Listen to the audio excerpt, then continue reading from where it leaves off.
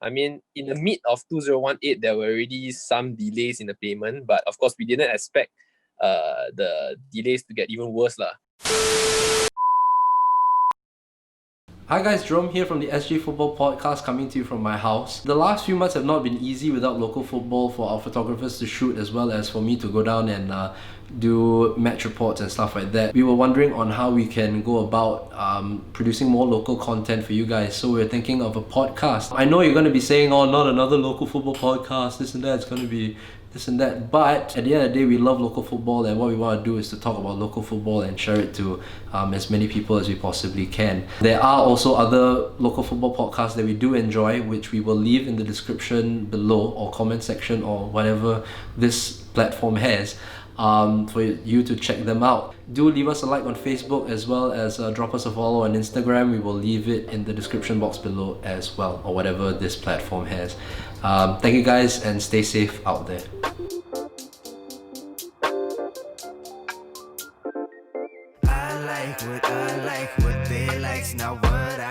Hi guys, Jerome here from the SG Football Podcast, and welcome into first of a few podcast series that we have. Finally, we get something started because it's been a while since we did. The name podcast isn't a podcast without a podcast, so finally we're doing this. We have a very great guest here today, of course, the Hougang United comeback kid, and that is Emmeric Ong. Emmeric, how are you doing today, man? Hi everyone, yeah, I'm doing good, man. Fantastic. Yeah. Good to see you. And I was reading an article written on you from youth.sg, and the last line of it was, "I'm up for the challenge, I'll be back." And finally, you're back as well. All of us here are very glad to see that. How are you feeling about your return to the SPL? I think that I'm excited about it, and of course, coming back from an injury, I mean, it's not easy. So I think it's especially with this COVID situation. I mean, even though I'm back, but the league hasn't started, so I don't have any chance to play or to prove myself. But I mean, like, I don't really want to be rushing back into action and to be rushing to prove everyone wrong. But I'm taking my time, and hopefully I can ease myself back into action. Nice. Yeah, especially with your injury as well. ACLs are definitely not easy to come back from, but the fact that you're already signed up to a club and the club has shown massive faith in you and to sign you up as well, I think they've seen from previous years as well how much you can offer to the side. Your versatility as well in defense and in midfield. So that's fantastic. Just want to know, how did that move actually come about? How did they actually contact you, and how did it start? I think it started from actually I've already contacted Coach Clement from the end of last season. I mean, before I even got injured last season, I've already been in contact with a few clubs, but of course Coach Clement was one of them.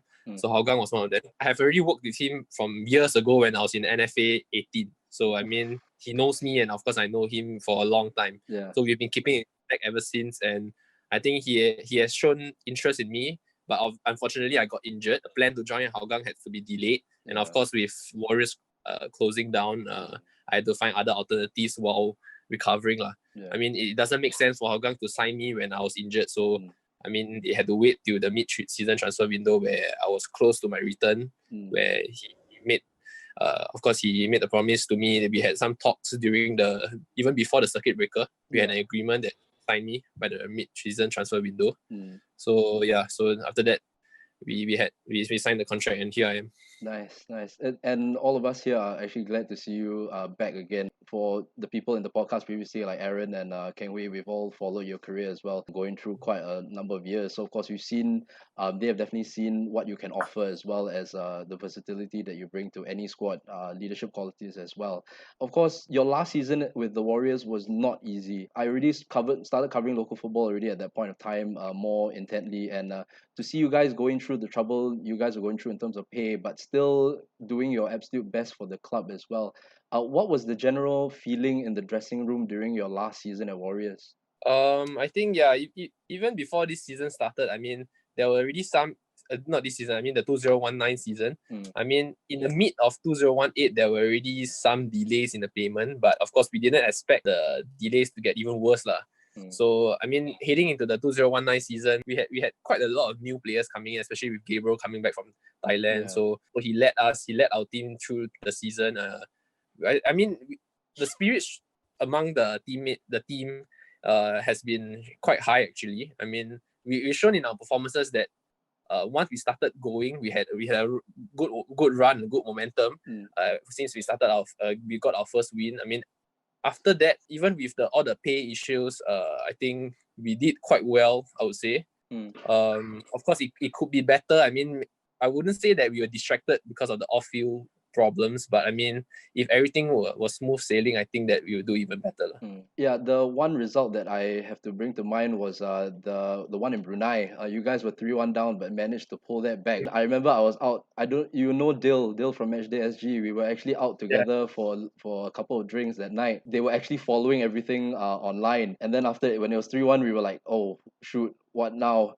Then next thing we know, Dill started messaging us, "Oh, dude, it's 3-3. They're like, what? Then we were ultimately shocked. And then when I watched back the replay, Sahil's last goal, you could see the joy and everything in that last few minutes. That was fantastic. That's one result that really brought to mind for me. And it was fantastic to see you guys come back as well from that. However, of course, unfortunately, the injury came in at the wrong time for you, unfortunately. What was your thought process behind recovering after? I know you've been through one ACL injury before, but to suffer a second one, especially during that point of the season where you guys were going deep into the Singapore Cup, what was the feeling and the mindset then? I mean, I got injured actually. I think it was just during the group stages of the Singapore Cup. So I mean, it was also towards the end of the season, and of course, as you know, that our contract situation here is always a yearly affair. So my first thought was what's going to happen next year. Of course, if Warriors had continued on, I believe I would have continued at Warriors. So of course, with all that issue going on with Warriors and at that point, there was rumors about Warriors not participating in the next season. So of course, I was very worried. Especially, I'm not that young. If I'm 20, 21, I don't think there'll be any problem finding another club with the under 23 ruling. But with this under 23 ruling, and of course I'm an overage player with a long-term injury like this, I mean, I was very worried about what will happen next season. Of course, also with my wedding coming up, and also with I just had a baby at that point. So yeah, there were a lot of worries at that point. I mean, I felt that I was very worried about what's going to happen in 2020, and yeah, so when the Warriors were confirmed that they are not participating in the league, I think that I was quite lost. I tried to find alternatives. So I was very grateful that the FAS stepped in to help me pull through this period. Yeah, that was great. I read through the youth.sg article. Oh, and by the way, also congrats on your second child along the way as well. Thank you. We're happy to have that as well. Yeah. Wishing the best to you and your wife for all the futures to come lah. Now, that's another important thing because circuit breaker, especially as a head of a young family as well, how did you and your wife and your young kid actually go through that period of circuit breaker? I think that maybe this circuit breaker is sort of a blessing in disguise. I mean, if there wasn't this circuit breaker, I think I wouldn't be at home that much because I'll probably be going out for maybe more viewings or maybe going for more training. So at that point, I couldn't really train. So what I could do was I just did rehab at home. So everything was just done at home. So even my property viewings, everything was done online. So you really had more time to stay at home, spend time with my wife and of course my daughter. So I mean, at that age, I think at that point she was about maybe 6, 7, 8 months about there. So it was at the age where she's learning something new every day. So you don't get to miss anything that she's learning. She's surprising you with something new every day. So I'm kind of grateful that there's this circuit breaker at that point so that I can spend more time with my family. Yeah. That's fantastic because this circuit breaker, especially for you as a young dad as well, is definitely bound to be difficult. But the fact that you look at it as an opportunity, I think that's a fantastic thing because circuit breaker has been maybe not as kind on other people as well, but you've taken it in your stride and have brought it to a further path, which many people should really learn from. Also, another thing that I want to bring up, I mean, you were talking about property agents and stuff like that. Bring us through a day in the life of a property agent. What do you normally, what's your day like? So how does a day in the life of Emmeric Ong usually roll out? I think for property agents in general, I think we are most busy on the weekends. So I think in the weekdays, for me, of course, for Hougang now, we train in the morning. So I'll be done with training by about 8:30 or 9. So usually I'll get breakfast home for my family after that. So usually when my wife goes for any spin classes or anything, I'll take care of my daughter while she goes for her classes. So I mean, in between, if there are any inquiries or any listings that I have, I'll try to attend to it. But of course, all those are done via my phone or my laptop. So I can do that while taking care of my daughter. Then in the evening, it depends. We might go back to my in-laws' place, which is all the way back in Hillview. So I don't really stay that close to my in-laws lah. Yeah. So those are the days on weekdays lah. So weekends usually I'll be busy with coaching in the morning. So after that, in the afternoons or till evening, it depends on whether I have any viewings. But usually there will be lah on Saturdays and Sundays. So because most buyers or sellers, they are more free on the weekends. Yeah, so weekends are packed with viewings. Nice. Again, we have to thank you for actually spending a little bit of time with us, just to talk to you about your journey in Singapore football so far. We massively appreciate it. When we were thinking about our first guest, of course, I was scouring through like people who really bring to mind what Singapore football is all about, and I think we definitely made a good choice to put you in because from the start, going through your career from Hougang and then going on to Young Lions and then Lions 12. We've definitely seen you grow from there, and we felt that you were a perfect candidate for the first guest on our podcast. So we really got to thank you for that. Now, of course, we have to go through that whole journey for you in terms of your football career, starting off at Hougang. How did I know you started at NFA before that? So how did the first ever going to Hougang start for you? I think after I was in NFA, I think I didn't make the cut for Young Lions, like players like Madhu, Safwan, all of them. They made it to Young Lions, but of course, unfortunately, I didn't make the cut. So I went back to Tampines. So I was at the Tampines Prime League team at that point.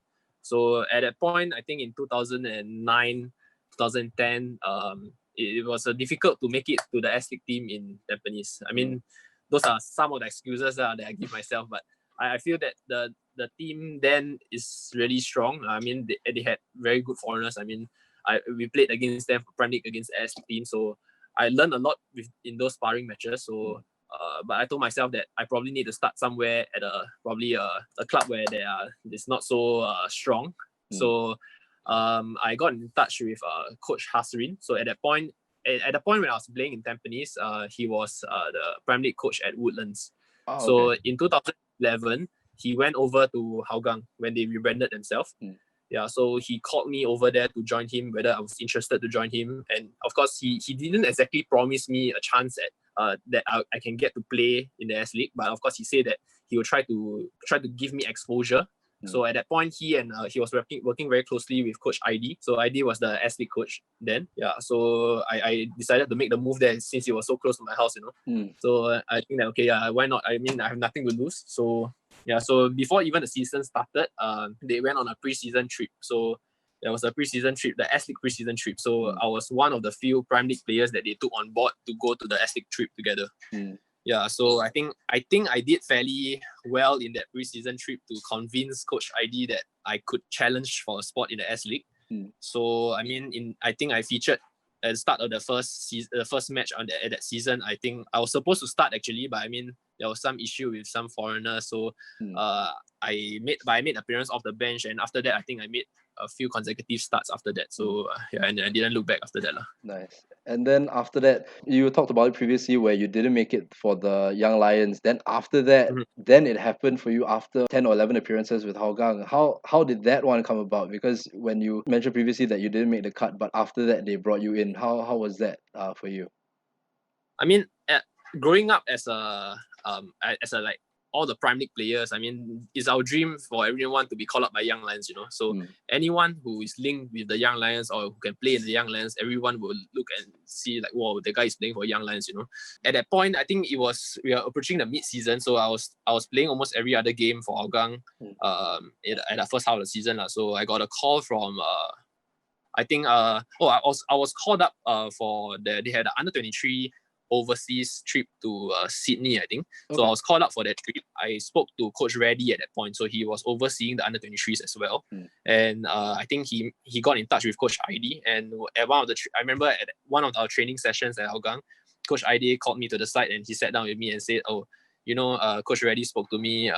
They want you at Young Lions. Do you want to go? And of course, as a young player, whenever the Young Lions want you, you don't reject them, Yeah. So I told Coach ID that, of course, realistically, I want to go, but I know that staying here at Hougang, I'll probably learn more because of all the senior players around me. But I told him that ideally it's better for me to go because that year I was enlisting into NS as well. So it'll make more sense for me to be with the Young Lions as I'm in NS, so it'll be easier to get released for trainings and for club commitments. Yeah, so I think he understood that it'll be better for me to go to Young Lions, so he let me go at the mid-season point. Yeah, which is fantastic. The amount of support shown for you as well by coaches as well. They can definitely see they can definitely see what you have to offer to the table as well. So it's fantastic to see. Of course, after Young Lions, there was that period of time where you had the opportunity to join up with the Lions 12. How did that opportunity come about as well? Because at that point of time, I think it was quite a big thing as well. Everybody was getting on board with that. How did that opportunity come about? It was at the end of the 2013 season. Ironically, that was the season I got my first ACL. So I got my first ACL at the start of the 2013 season. So that was also the season where Coach ID joined up with the Young Lions. So I was reunited with him at Young Lions. I think it was the 7th or 8th game of the season, and I got my ACL. So it was probably April, May, and I had my op then, and I recovered probably by the end of the year. So at that point, just as I recovered, I got a call from Coach Fandi. So Coach Fandi called me up and said that, am I interested to go to the Lions 12? I mean, it's the same thing when I got called up to Young Lions, I mean, who doesn't want to go to the Lions 12, Exactly, yeah. So there was so much hype about the Lions 12. I mean, it's also something where it's the same situation where when I was in Prime League, I looked up to the Young Lions, and when I'm in the Young Lions, I looked up to the Lions 12, So when you look up to something and that team calls you, you don't really reject them, So so of course I told Coach Fandi that I'll be glad to join, and of course even with I'm recovering from that ACL injury and he decided to call me up. I mean, I feel that there is that belief in me shown by him. I know you didn't get to play enough for the Lions 12, but how was that whole experience, working with Coach Fandi and the rest of the boys as well for the Lions 12? Playing time, of course, is something that I feel that I could have gotten more, but I mean, I don't regret any part of that year, that 2014, because I feel that training with all the players that I trained with in Lions 12, I mean, those were all, majority of them were national team players, and of course players from the Young Lions who I used to play with. So I think that it's a good experience for me every day, because in trainings you have to give, you can't slack off. You have to give your best every day, because you know that everybody else is giving their best to fight for a spot in the team. So another good experience I think that in that year was that traveling with the team. So it's something that you don't really get as a local player in Singapore, because we are just traveling around Singapore. So having that, we at Lions 12 we travel almost every other week, so we get to take coach buses, or even just a short flight to KL, short flight to Sabah or anything. So I mean, it's you really get to feel the experience of going to an away game.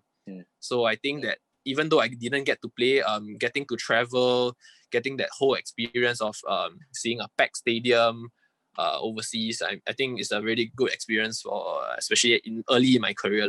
Especially dealing with a hostile crowd. I think that, especially being on the bench, that could be quite terrifying as well, having everybody screaming at you and stuff like that. So credit to the Lions 12 boys as well for going that far and doing as well as they can, as well as they could there, because I believe they had successful seasons as well. But of course, going after that, after the Lions 12 came Warriors, where you spent most of your career, about 5 years. How did that come about, and how was the initial process of feeding into the team from there? Okay, so as the season with Lions 12 was ending, I think I was informed by the management that I wouldn't be staying for the next season. So I mean, I started looking for back to the estate clubs. So one of the first club that of course I looked for was back to Hougang. So at that point, I mean, I was speaking to the management, and they were of course open to having me coming back. But so as even before I managed to sign anything with them, I got a call from Coach Kevin Wee, who was at that point the assistant of Alex Weaver. So he was the assistant of Alex Weaver. So he knew me from my Prime League days when I was playing in Tampines. He was a Prime League coach of Gombak. So I think he has constantly been in touch with me, because he tried to sign me up for Gombak Prime League, like in my younger days.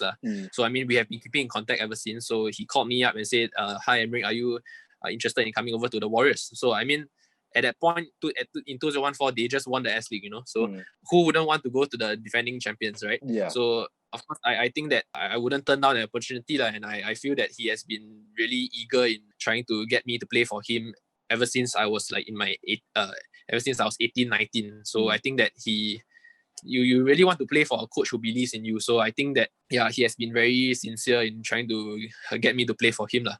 So he asked me if I was okay. So I said yeah. Then he put my name up to Coach Alex Weaver, and of course he said okay. So I started joining up with them. So I think we had quite a few members joining the team that year.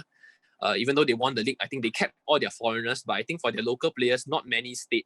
So quite a few left, and a few of us came in, and it was a good experience because we went for Asian Champions League qualifiers, and of course in the AFC Cup. It was also very good to play under Coach Alex Weaver, who I think that is one of the best coaches that I've played under. I mean, with his way of coaching, which is what Coach Gavin now at Tampines is implementing, I think is something that will be really good for Singapore football. Especially good to see young coaches like Gavin coming up as well, very methodical, especially in the times that I've interviewed him for during the post-match press conference. He's very methodical in the way he does his coaching, and also watching his Instagram stories at God knows what time in the evening he's still doing. He's still watching videos and everything else. So it's good to see young coaches coming up. I know you are also doing coaching on your side as well. Looking at the current situation now, how have you been able to work around these COVID-19 restrictions as well for coaching younger players? I think during the circuit breaker, it has all been limited to Zoom. So after the phase 2 has started, at Active SG, it's the same as when the ST clubs were training, so we were limited to groups of 5. So of course with kids you can't do that much in a group of 5 compared to the senior level. So we try to let them have as much fun as possible, while of course still learning some new skills lah. And of course, I also coach my my secondary school that I was from, Serangoon Secondary. Oh, nice. So so schools just started not that long. They probably just started probably a month back. So I do that every Wednesday. So same thing it's a group of 5, but I mean, it's good to go back to your own secondary school and be able to contribute back lah. Yeah, your roots especially. That's the thing.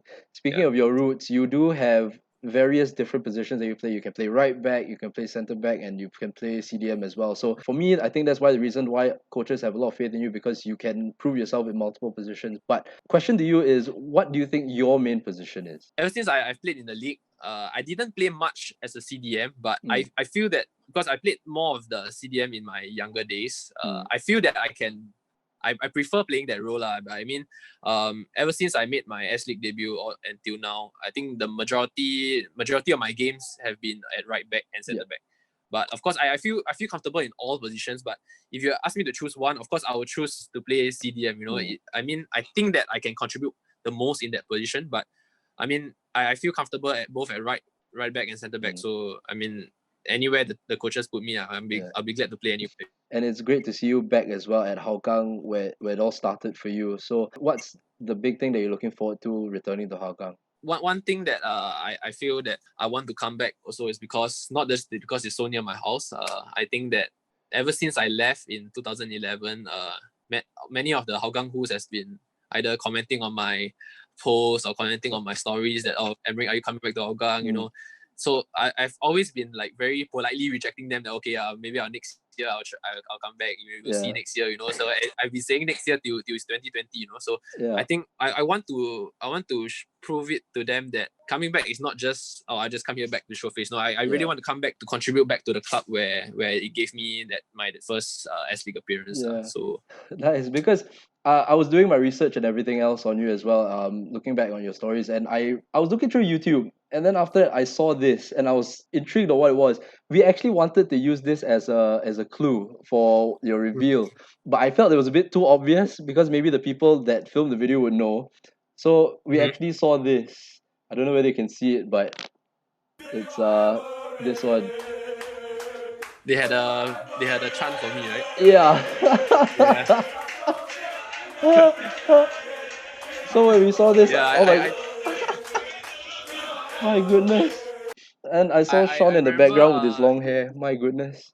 in the first or second year, I think the year that I left in 2011, there was once where I went back to Hougang Stadium as a young Lions player, and they were singing that song of me. Yeah, so I always remember that. I think even in 2012 or 2013, whenever I play as an opponent, even when I was in Warriors, I think whenever I play as an opponent in Hougang Stadium and they see me there, they will always sing my name or they will call out to me. So it's always something that I think I hold very dearly, that they still remember me.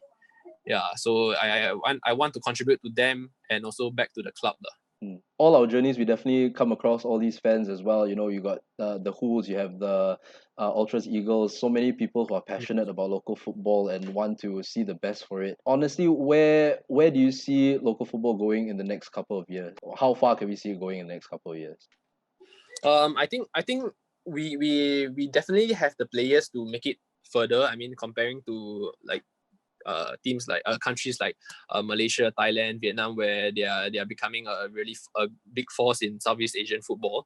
But I mean, I don't think that we are that far technically and tactically. So I think that we just have to probably tweak our system a little. I mean, of course, Singapore is different where we have NS. Of course, we have this age under 23 ruling system where I think that will be a problem in a few years because that will slowly phase out a lot of places, a lot of current national team players. So I mean, in the national team now, I mean, the bulk of the players I think would be players like in my batch, 91, 91, 90, 91, 92. So I mean, these three years are people who are in their 28, 29s and 30s. So I mean, all these are overage players. So if you continue keeping that ruling at under 23s, keeping 3 under 23s in the starting 11, I mean, it will slowly phase out a lot of national team players who are probably good enough, but because of their age, you are phasing them out of the league. So I mean, this is probably not something that FAS can control also, so I don't really blame them. I think that it's something as a whole in just not just FAS, but probably Sports Singapore, so that they need to understand. Maybe it's not because that we must keep to all younger players, but we probably can have under 23 players, but maybe not as much as 3 in the starting 11. Yeah, so, and it's also probably putting a bit too much pressure on the younger players. So, I mean, in recent years, I mean, it's good to see that there are many young players given their chance, of course, proving themselves, like same as what I did 9 years ago. But I mean, some of them who are not ready, I mean, it's unnecessary pressure on them, putting them into the field and, of course, taking them out after 45 minutes. So, I mean, that is also probably, if they don't make it, you're like just throwing them to the ocean. And if they can't swim, you just let them drown, you know? So, it's sort of unfair for those who are not ready yet. So, I think that 3 in the starting 11, they have to probably reduce it a little. Yeah. Because for these players, it definitely doesn't leave much room for error. I can definitely see your point in that one, because if you don't prove yourself within that 45 minutes, if they take you out, then it's kind of going to be detrimental to your confidence as well. And I think that's a very big thing. Confidence, especially in yourself as well, which I think is one thing which you haven't had a problem with, because a lot of coaches always seem to have your back, which is fantastic to see. And you prove them right on all the occasions. So, and another way they proved them right, of course, was to being called up for the national team. I believe your first appearance was against Hong Kong. I know it did not end well, unfortunately, but how was that whole experience training with the national team for you, and how did that start? I think that in 2017, I think that year in Warriors, I think it didn't really start that well because I think I wasn't even a starter in Warriors. Because at that year, I think we had a really very good team, and I started that year on the bench. I mean, I tried to work myself up, so eventually I made it to the first 11, and of course my performances were good enough that I got called up to the national team. So I remember being called to the national team as one of the reserve players. So meaning that I was just a standby player lah. So just to join the training, not even in the will not be even in the squad lah for the friendly. So I think that sometimes luck plays a part. So I think if I don't remember wrongly, Farid's got injured probably 1 or 2 days before the friendly against Hong Kong. So I think I felt that I did pretty well in training in that training. So I think Coach Sundram called me over and asked me that if I can play right wing back, because he was testing out the new 3-4-3 formation. So he told me that Emmeric, can you play right wing back? I say of course, you know, when whatever place you put me, I'll just try my best, you know. Yeah. So I told him that of course I can play. So I'm grateful that he gave me that chance, like even though I wasn't even supposed to be part of the team. So he straight away gave me a place in the starting 11. So yeah, I'm glad that even though it didn't end well, I'm glad that I was given that opportunity. And I think I did fairly well that game except for that red card. Yeah. So yeah. Things happen. Unfortunately, that had to happen. My goodness. Glad you were given the opportunity because there's definitely something that you offer as well to the national team. I'm not too sure but is there any look-ins for you for the national team or anything that you're looking at the moment? You mean for the national team? Yeah, if that's a possibility. Yeah, I mean, of course, if there's any opportunity for me to join out the national team again, I'll just grab it. So, I mean, I'm looking forward to, of course, getting back onto the pitch, getting some minutes, because I don't, even if the league resumes next week, I don't expect myself to be straight in the starting 11 or anything, because I think I still need to be gradually getting back into fitness first. So, I mean, training with Hougang now has been going well for me. But I mean, I don't want to be rushing back into action and, of course, having a reoccurrence of my injury, you know. So even though I'm not young anymore, I mean, next year I'll be 30.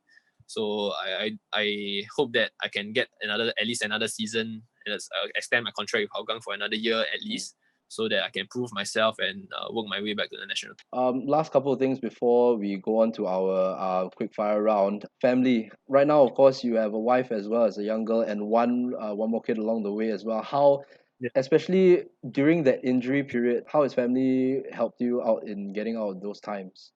I think that family support has been very important. I mean, not just in football, I mean in life and everything. So emotional support is very important. So I think I felt really down when I had that injury, like I said, because I had even my wedding at the end of last year. So of course the whole recovery period, I was grateful that my wife was always there to support me, you know. So even my in-laws and my own family. So because I stay in a maisonette, so it wasn't easy for me to go up to my room on the second floor. So I stayed at my in-laws place for the first 2 to 3 weeks of my recovery because I don't have to go upstairs, you know. So so both sides of the families were very supportive, and I'm very grateful for their help. Fantastic. So something that we like to do on the podcast is to have quick rapid fire questions for our guests, of course.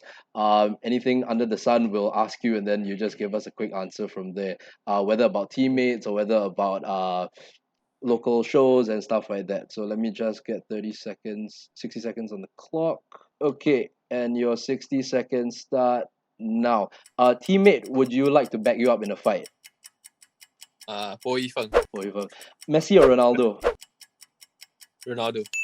Teammate who is worst at FIFA? Worst at FIFA. Gabriel Quack. Which teammate would you take on the desert island with you?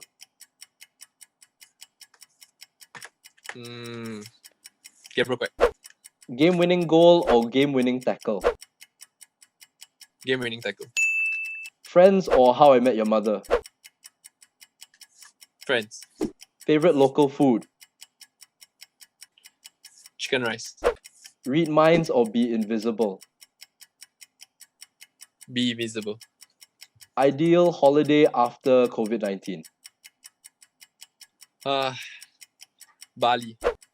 Cats or dogs? Cats. And there we go. All right. Thanks, Emmeric. Thanks for that.